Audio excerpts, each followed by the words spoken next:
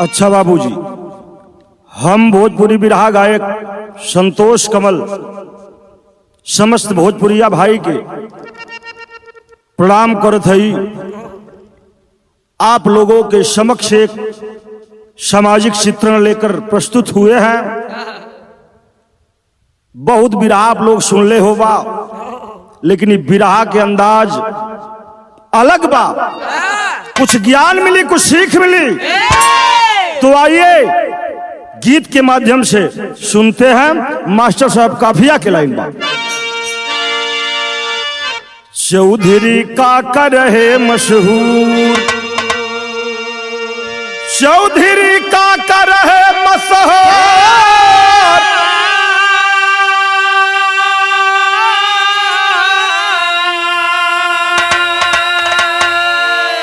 करते न्याय सदा भरपूर, जिनका दूर दूर तक बना रहा सम्मान।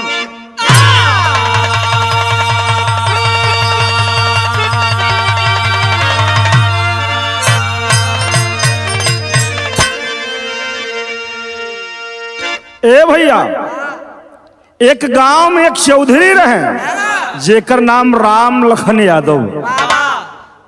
बड़े न्यायिक चौधरी थे, बहुत विद्वान चौधरी थे, जिनके न्याय की चर्चा दूर दूर तक बनी थी। खाली बिरादरी के पंचायत न तोड़े हो, अदर बिरादरी में जाकर के वह न्याय किया करते थे।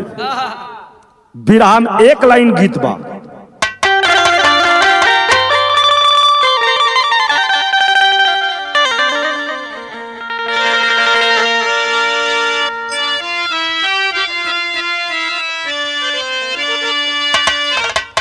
देखिए, कोई आशिक, मास्टर साहब, आशिक कई प्रकार के होते हैं। हाँ, जैसे कि कोई प्रेम में पागल हुआ आशिक होता है, कोई भगवान के प्रेम में पागल हुआ आशिक होता है। लेकिन ये जो आशिक है, ये कलयुगी आशिक ना बा, ये भगवान के प्रेम में पागल हुआ आशिक है। मुरली मनोहर के प्रेम में पागल हुआ आशिक हम कहता है, क्या कहता है? तेरी गलियों का हूँ आशिकी, अरे तेरी गलियों का हूँ आशिकी, तू एक नगीना है।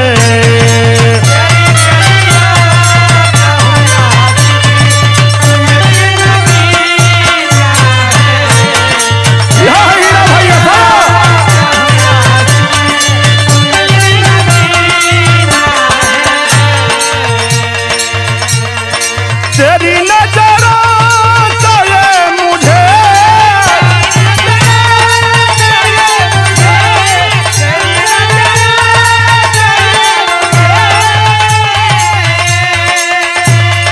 तेरी नजरों तो ये मुझे ये जाम पीना है।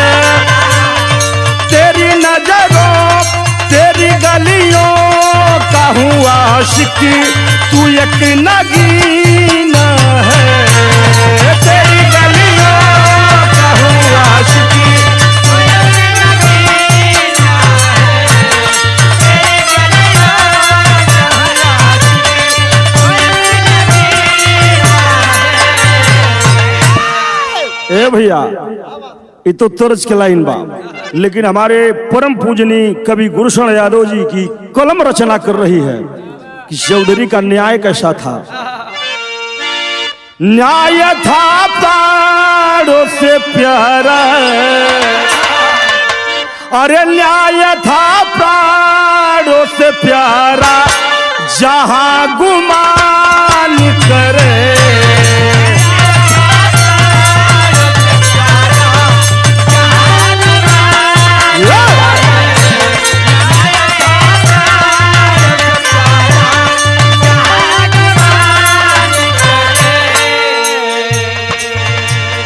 धरा की बात क्या करूं,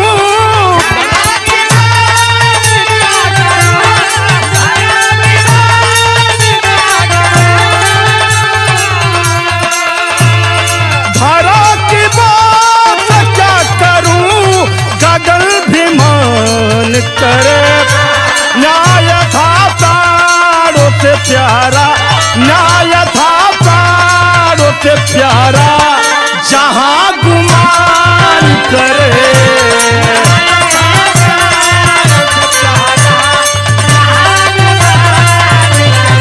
भैया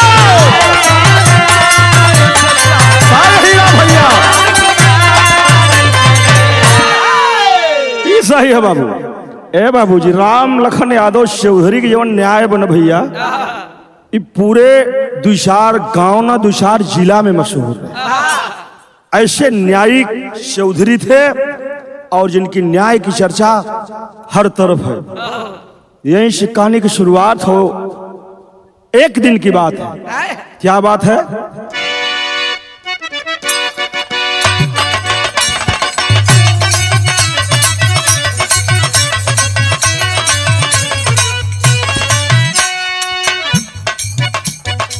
जहां में कोई भी,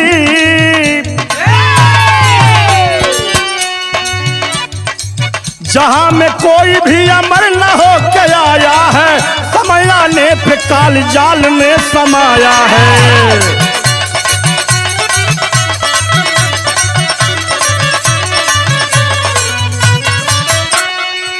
चौधरी साहब के हृदय में यह आभास हुआ, जाने का समय आ गया है, समय खास हुआ।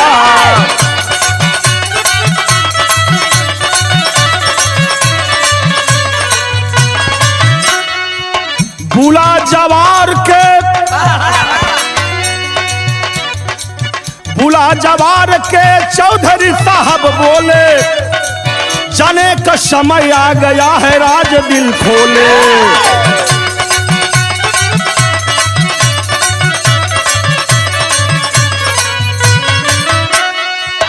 गाँव वाले की कहे का करे बताओ ना, विरासत कौन संभालेगा ये समझाओ ना।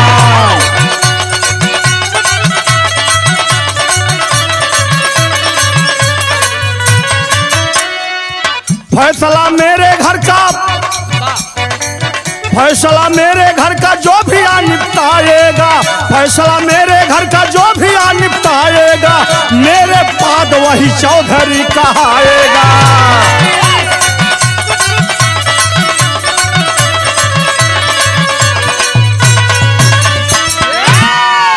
ए बाबूजी, समय व्यतीत होते, बहुत समय बीत गया। चौधरी साहब को हृदय में आभास हो गया कि मेरे जाने का समय हो गया है और मैं अब जाऊंगा। तो गांव वालों को बुलाए, जो कुछ ज्ञानी पुरुष थे, जो विद्वान थे, बुला करके चौधरी कहने लगे कि बेटा अब हमार जाए के समय हो गई बा, तू लोग अपन राजकाज संभारा।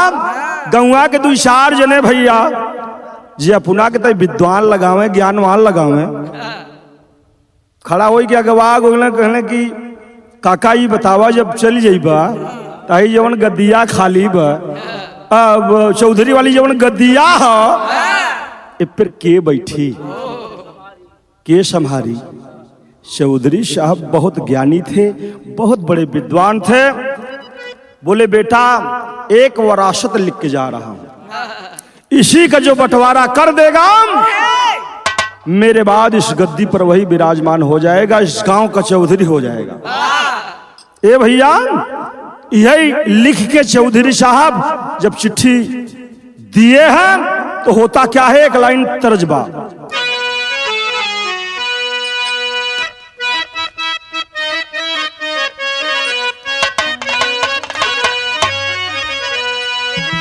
देखा मास्टर साहब की गीतिया दादा राम कैलाश बड़ा मछली के गाँव में, यह निर्गुणी भाव की गीत है। आज के गीत में पहले गीत बहुत जमी आसमान के अंतर बा।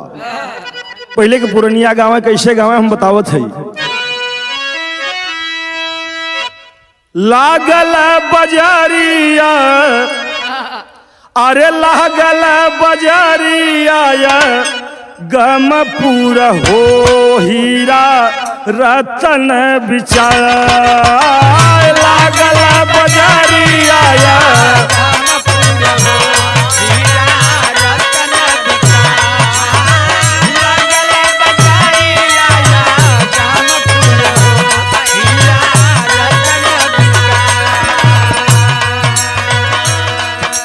लेकिन कवि गुरु शरण यादव जी गीत में बताते हैं कि चौधरी साहब जब विरासत लिखकर सौंप दिया तो होत का बा चौधरी के होइगा हो चौधरी के होइगा रनवा न हो रोवे गौवा जवार चौधरी के होइगा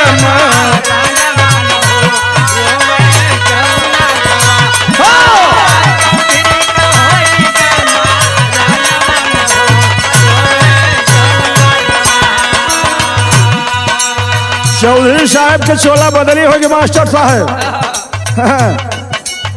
शरीर से प्राण छूट गया और जब चोला बदली हो गया तो गांव जवार के लोग अश्रु बहा रहे हैं कि बड़े न्यायिक चौधरी थे, यह जाना बड़ा खल रहा है।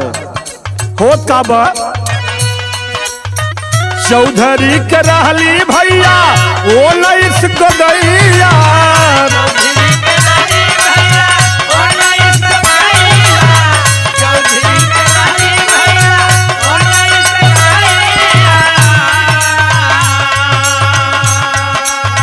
चौधरी वरासत के कैले बचैया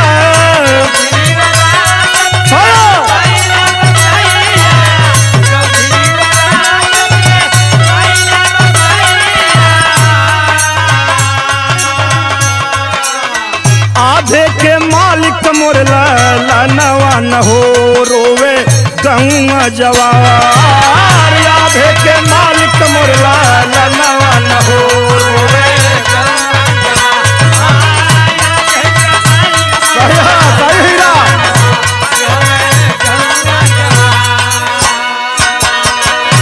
मास्टर साहब मनोरंजन के साथे साथे गुड़ा गणित आजकल के जो लड़का पढ़त हैं बीए में करत हैं अगर सवाल दे देबा ना दिमाग चक्कर काटे लगे।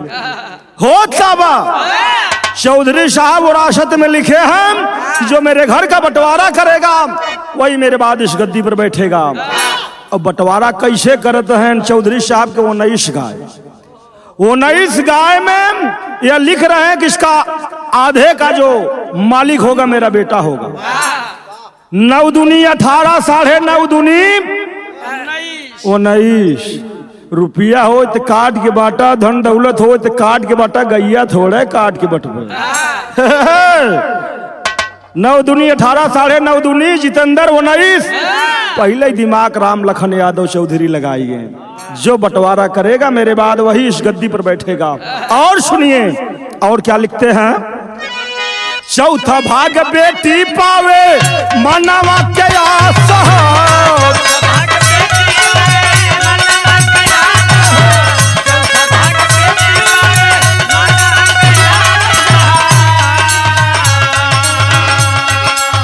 पचवा भाग नौकर पावे सेवा किया खास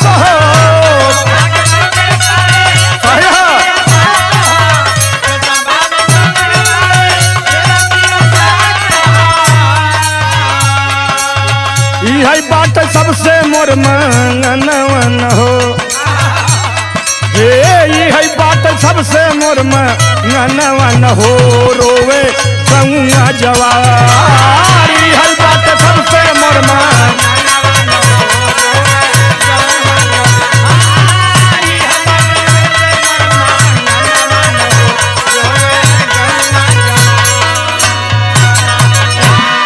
उन्नीस में आधा बेटवा के लिखे हैं मिले और चौथा भाग बिटिया पावे।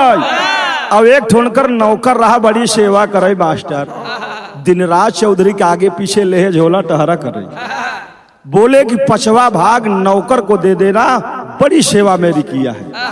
घर ले ली है द्वार ले ली है जमीन जायदाद रुपया पैसा कुल ले ली है बैंक बैलेंस लेकिन जो मेरी 19 गाय है ये धर्म का प्रतीक है। इसका बंटवारा अगर होगा तो आधा बेटा पाएगा चौथा भाग बिटिया पाए 5वां भाग नौकर।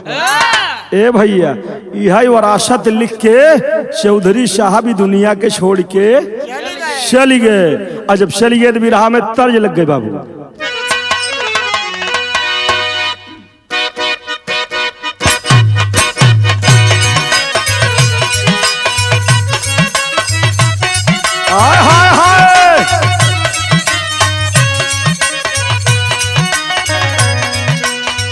भैया आजकल दूध दही के बड़ा ठाला हो मास्टर, जेकरे किलो हो तो बाजार लेके चला जात हो। दूध कहाँ हो थे हीरा भाई गांव में, दूध कहाँ हो थे गांव में, लेकिन 24 घंटा मिलता कहाँ है शहर में। गांव में खाली दूहद भर दूध रहा, अगर चाहे के दूध हेरे लगभग मिली न। एक ठे पाड़े महाराज रहा पढ़ाइन बड़ा जिद की, एक ठे भैंस लिए तो दूध दही खाए के बड़ा मन करत बा। पाड़े पतिया मान के भैंस लिए आए, लेकिन दूध दुई के जब बैठाई रहे जोरन नाई दही कैसे बाबूजी बने। जोरन कहन कि ये पढ़ाइन कहा कहा चली जहिरा ने जोरन लेके आवा, वही मिले होत का बा। मटकी लेके घूमे पढ़ाई,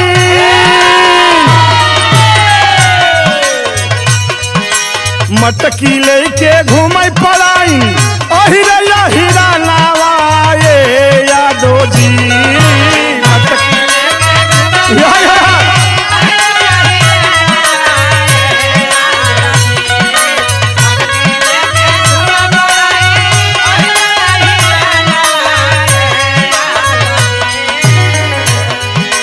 मटकी लेके घूमे पड़ाई, अहिरा हीरा नावा ये यादो जी। अरे हो ये यादो जी तनिका डाली द जोरनवा, ए यादो जी तनिका डाली द जोरनवा।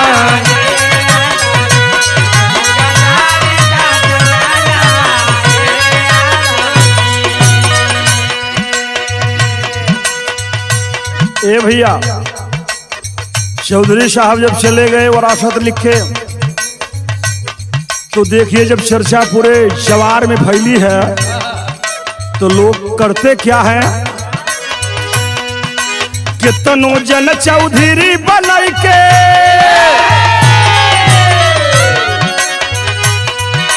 कितनों जन चौधरी बनाई के, देखता सपना मन मखना। कितनों जन चौधरी बनाई के,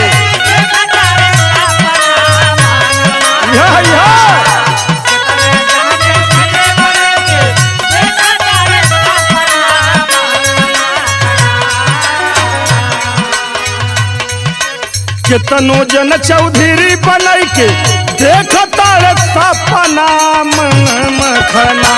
अरे हो मन मखना, मन में साजे कोर कल्पना मन मखना।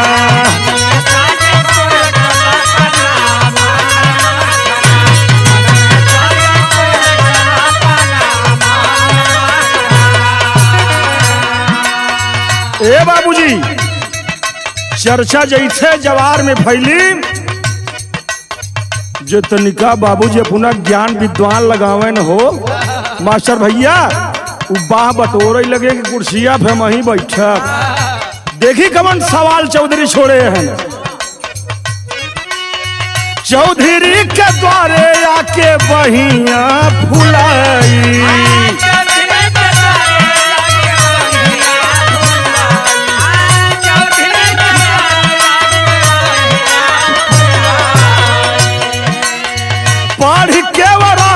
जाला माथा चकराई।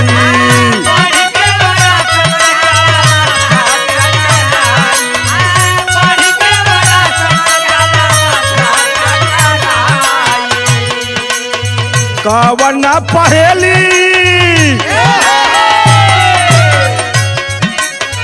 कावन पहेली बुझाई गई लखना मन मखना।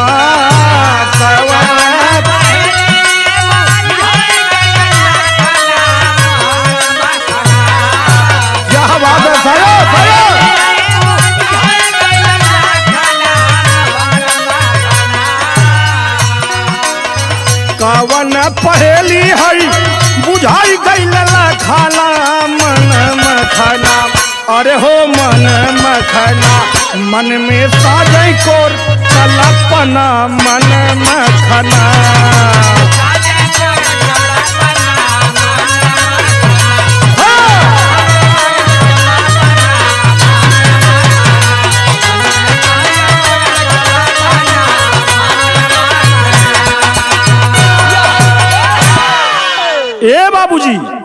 बड़ा बड़ा नौजवान जे अपना के लगावे आज चौधरी के दरवाजा पे जाए कि एकदम कुर्ता के बाह बटोरत है।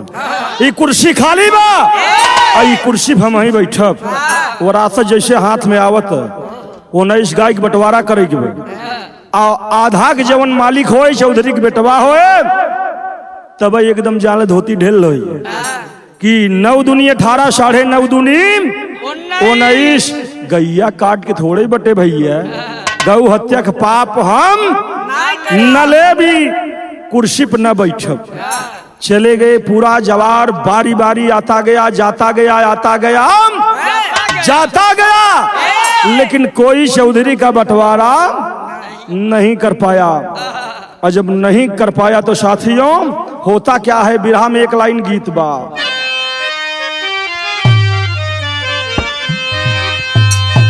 देखा पहले के जमाना के चित्रहार अब आज के जमाना के चित्रहार बाम हमार पियावा दुलारे गुजरेली नजरी जब तक गुजरिया धड़के लागल जोरे से सरवा ई कैसन हार्ट बीट हो हीरा जवन लड़की देखे एकदम धड़के लगत बा।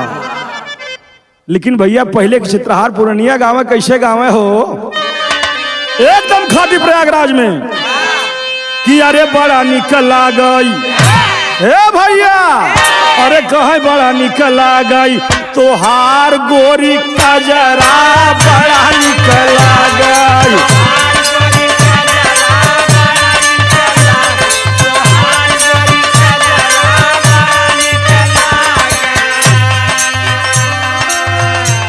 लेकिन ये भैया बिरहा में बड़ी सुंदर लाइन कवि गुरुशरण यादव जी लिखते हैं पूरा जवार फेल हुई है चौधरी बंटवारा नाय क्यों सज्जन हमारे मास्टर की नाई रहा बताई दे। हाँ है बगल वाला गांव में हीरा भैया एक थे नामी चौधरी हैं भगवान कन्हैया के बड़े भक्त हैं ईश्वर असत का बंटवारा कर देंगे। जब चर्चा मिली तो होता क्या है कहाँ बनवा में बाटई बनवा में बाटई यादव जी के बखरी बनवा में बाटई।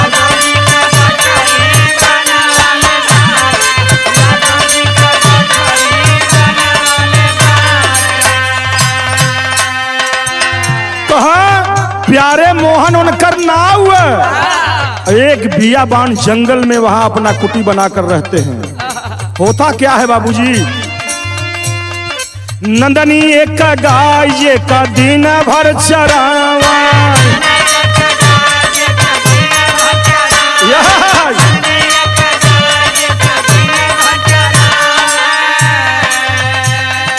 कुंवर कन्हैया के अलग जगावा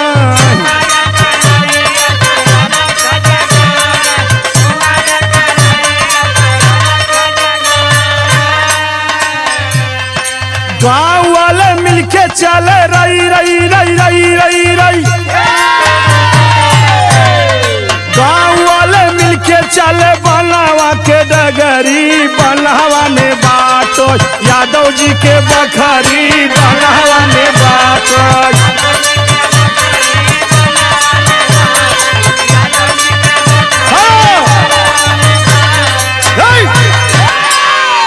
ए बाबूजी पूरा गांव जवार इकट्ठा हुई कि यार कुर्सी खाली बा अगर कुर्सी खाली बा तो नीक ना लगत बा इसलिए पूरे गांव के लोग मिल करके चलिए प्यारे मोहन चौधरी के पास विनती की जाएगी गुजारिश की जाएगी आकर के इस वरासत का बंटवारा करें। बाबूजी लोग चल दिए और जब चल दिए तो कभी को लिखना पड़ा साथियों एक लाइन गीत बदलत हो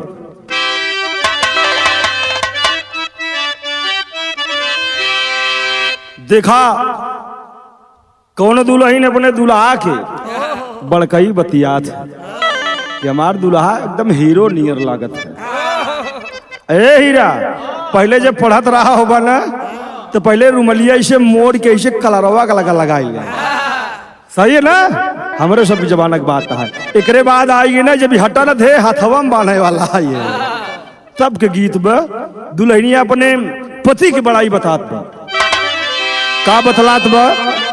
अरे कहीं हुई है सड़क पे, अरे कहीं हुई है सड़क पे, अरे लखता हुई है कहीं हुई है सड़क पे।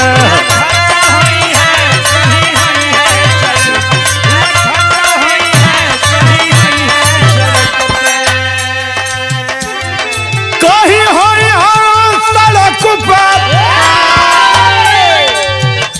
कहीं हुई है सड़क पे, लखता हुई है गले डाल के रुमलिया, गले डाल के रुमलिया हंसता हुई है।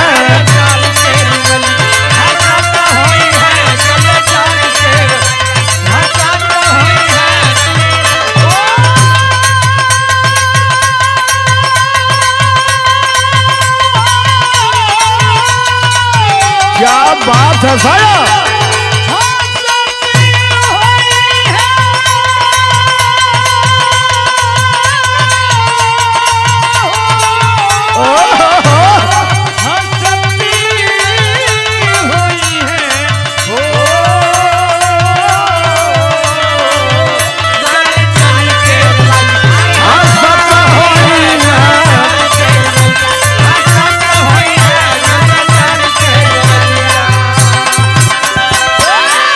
बाबूजी योजना बना लिए कि चौधरी के यहाँ चलना है, जैसे मानेंगे हीरा भैया, लेकिन आना है और इस विरासत का बंटवारा करवाना है। ये गद्दी बहुत देर तक खाली न रहे की चाहिए।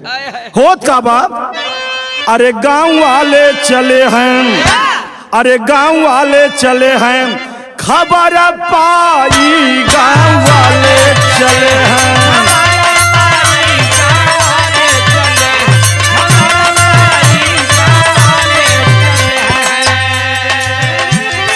चौधरी के द्वारे पहुँचे जाई, सब ही चौधरी के द्वारे पहुँचे जाई, गाँव वाले चले हैं, खबर पाई गाँव वाले चले हैं।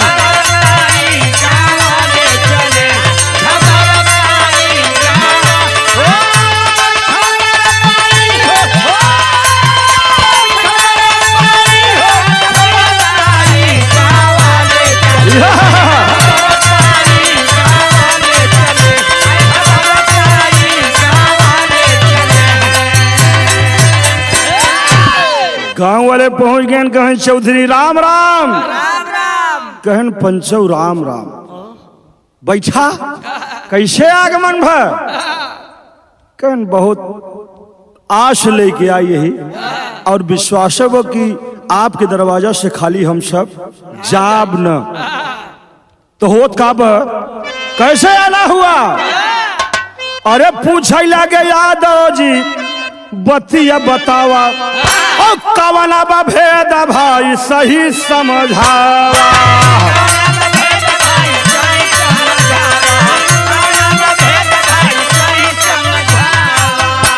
तब गांव वाले कुलपतिया के, और सब गांव वाले कुलपतिया के पता लाई, गांव वाले कुलपतिया के पता लाई, गांव वाले चले हैं खबर पाई।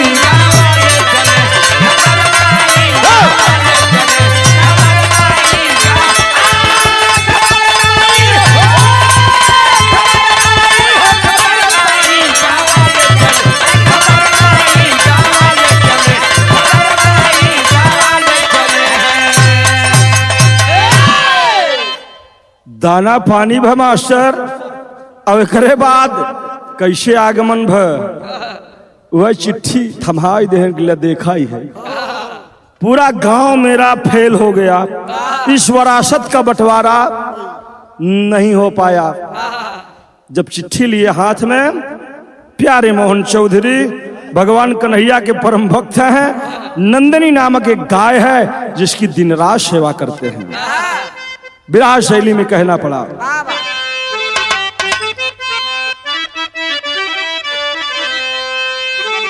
अरे वरासत पढ़ी के यादव जी हंसे,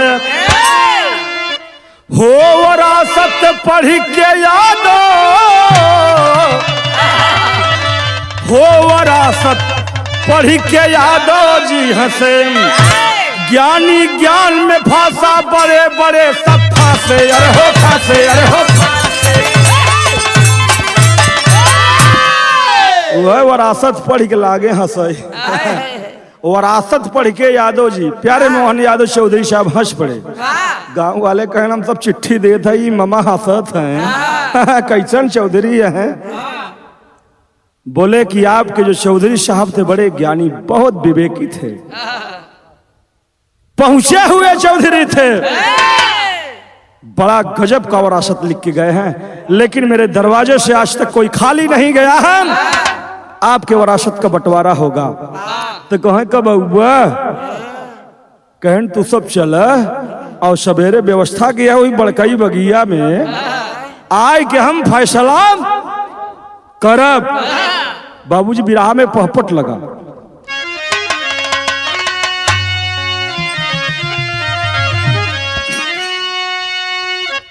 देख फैसला आए सब नर नारी, भारी भीड़ भइल। अरे देख फैसला आए सब नर नारी, भारी भीड़ भइल।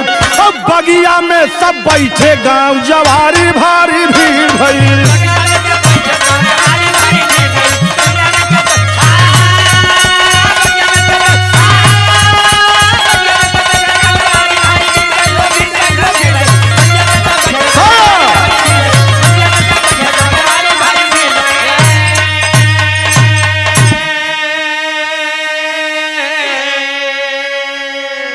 पहले के जमाना में हीरा भैया जाजिम बिछाए उठाई, चाहे जवन बिरादरी रहे। खास करके हमारे बैकवर्ड में वो बिरादरी की जब चौधरीयाना चलत रहे, जाजिम बिछाई दें, सब जूता चप्पल निकाल के एक तरफ चौधरी बैठे, सामने सब लोग बैठ जाते थे। चौधरी वाली कुर्सी खाली है, जाजिम बिछा है और सब लोग बैठे हैं। और प्यारे मोहन यादव जो चौधरी हैं अपनी नंदनी गाय से इतना प्रेम करते थे, उस गाय को लिए कहूँ छोड़े न जहाँ जाए उसके साथ लेके जाए। तो गैया लेके चलन हाँ, और लेके बगिया में जब पहुंचलन कहे पंचो राम राम। सब लड़का सियान मेहरारू बूढ़ पुरनिया सब सोचते हैं कि चौधरी कब आई हैं और फैसला सुने हैं। सबके जीव अटका वो राशत होत का बड़े बुजुर्ग सम्मानित जन सब यादव जी से बोले हम, न्याय करा न्यायिक बन करके राजे दिल का खोले हम। यादव कैले सबसे राम जोहारी, भारी भीड़ भइल। अरे यादव कैले सबसे राम जोहारी, भारी भीड़ भइल। लजिया राखा मैहर की महतारी, भारी भीड़ भइल।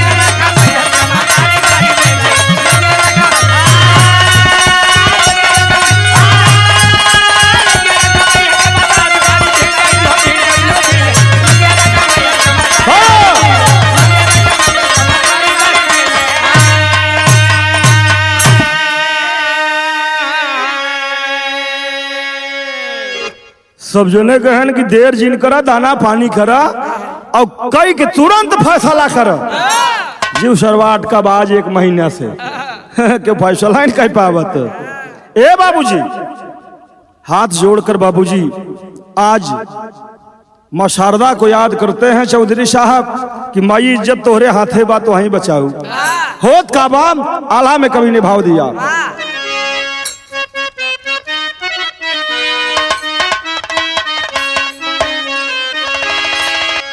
हाथ जोड़ चौधरी के नमन कर यादव भैया।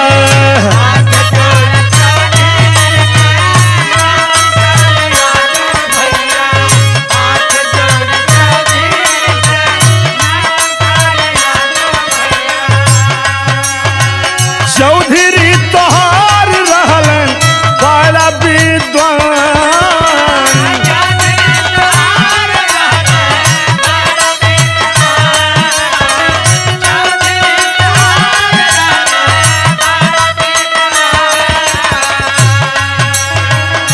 प्यारे मोहन चौधरी की कुर्सी लगी है, वहीं बगल में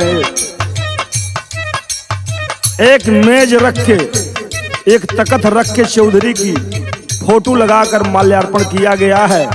लोग सच्ची श्रद्धांजलि अर्पित कर रहे हैं। राम लखन यादव चौधरी के सामने हाथ जोड़कर प्यारे मोहन खड़े हैं कि चौधरी जो थे बहुत बड़े विद्वान थे। और सुनिए, मैं फैसला करने जा रहा हूं आशीर्वाद लेके। आधा हिस्सा दाता गाय दहल बेतवा के भैया,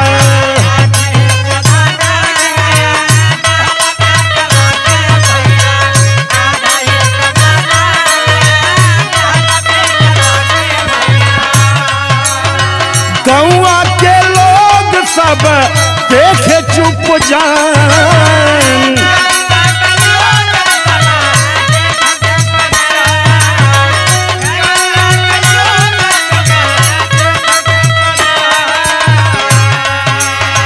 चौथा हिस्सा 5 गाई बिटिया के देहले बाबू,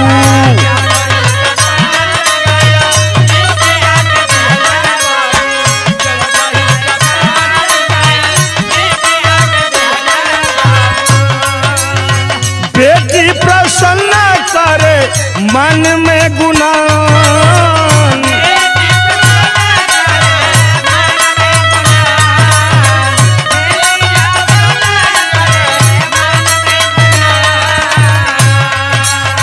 नौकर के 5वां हिस्सा 4 देश गैया भैया,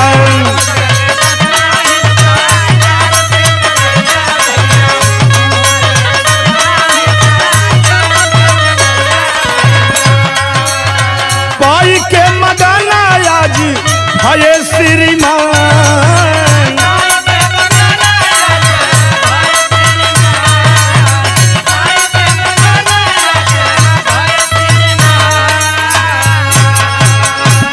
अरे भैले खुशहाली सब खुशियां मनावई, कहीं भैले खुशहाली सब खुशियां मनावई। अरे चौधरी के आज कुल बचाई हसान बोला,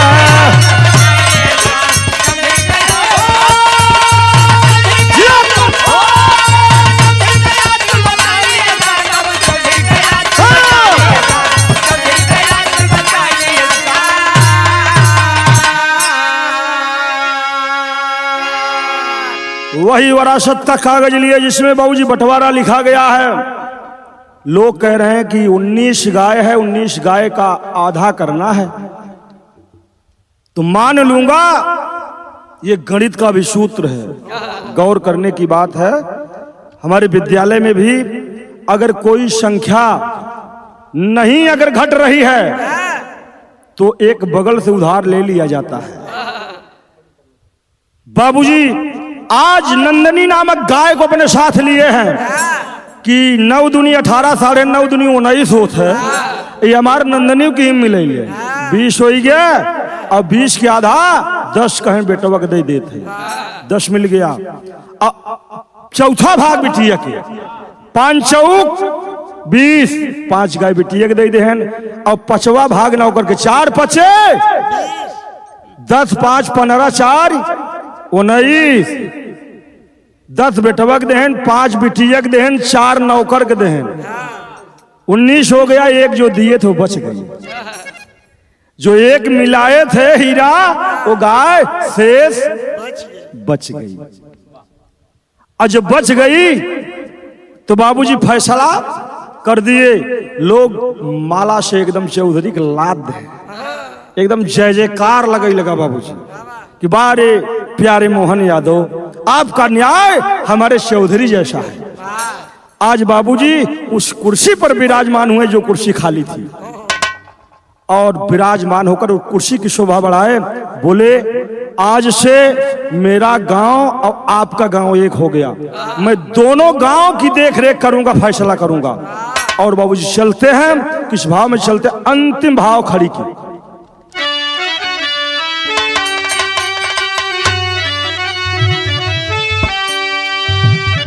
यादव जी हर्षित लाज चौधरी कहाई के ओ चली भैले साथे, हे भैया हीरा चली भैले साथे, अपन गई आली आई के चली भैले साथे अपन।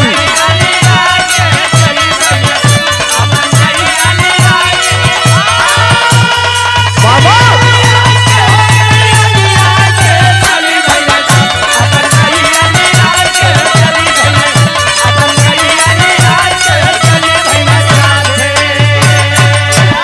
ए बाबूजी, अपनी गाय नंदनी को लिए कि आपकी अमानत है और देने का भी एक राज है, एक मतलब है।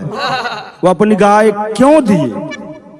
कभी लिखते हैं, चेतावनी देते हैं, समाज को चेताने जगाने का काम करते हैं कि मालिक होना कैसा चाहिए, कि राजा नेता हो खेल चाहे चौधरी जवार के, नाम वो कमाया जो किया है परोकार के।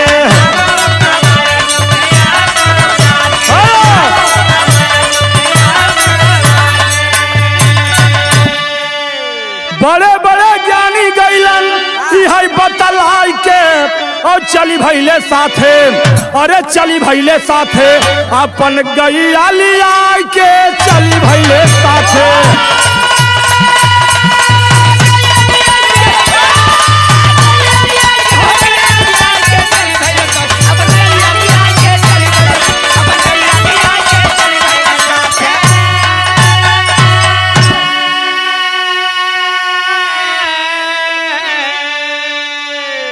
ए बाबूजी, सम्मान मिला, मान मिला और पद मिला। पद की गरिमा होती है, चाहे होम गार्डे को वर्दी रहा न, शरीरिया में रौनक अपना ही आ जाता। और जेका दरोगा को वर्दी मिल जाए फिर तो बात है कुछ और। आज प्यारे मोहन एक नहीं दो ग्राम सभा के चौधरी हो गए और दोनों ग्राम सभा का संचालन करना शुरू कर दिया। कोई अगर तकलीफ होती, कोई दिक्कत होती, कोई फैसला होता, कोई बंटवारा होता, कोई न्याय का काम होता, तो साथियों दोनों गांव का करते। लेकिन कभी बाबूजी ये लाइन लिखे हैं, चाहे वो राजनेता हो, चाहे गांव के प्रधान हो, चाहे विधायक हो, चाहे सांसद हो, चाहे मुख्यमंत्री, चाहे प्रधानमंत्री, चाहे घरे के मालिक, देने की भावना होनी चाहिए, लेने की नहीं। मालिक घरे के हीरा भाई कुल खर्च चलावत, लड़किया पढ़ावे, मेहरारू के देखे, भाई के देखे, भयो के देखे, बहन के देखे, बिटिया के देखे, अब अपन सरवा गंजी फटल बद फटले रहत ना बनत मोर भाई। ये मालक का नियम है, ये मालक का कर्तव्य है, दायित्व धर्म है।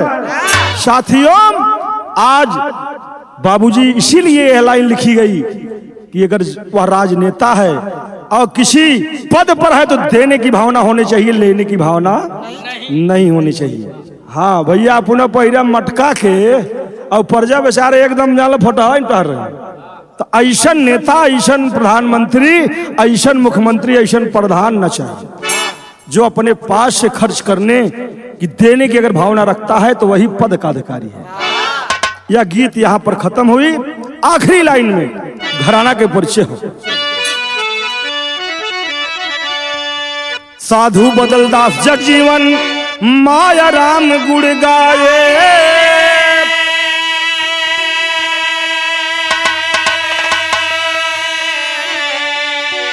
सूरज पाल गुरु जगन्नाथ सतगुरु के शीश झुकाए।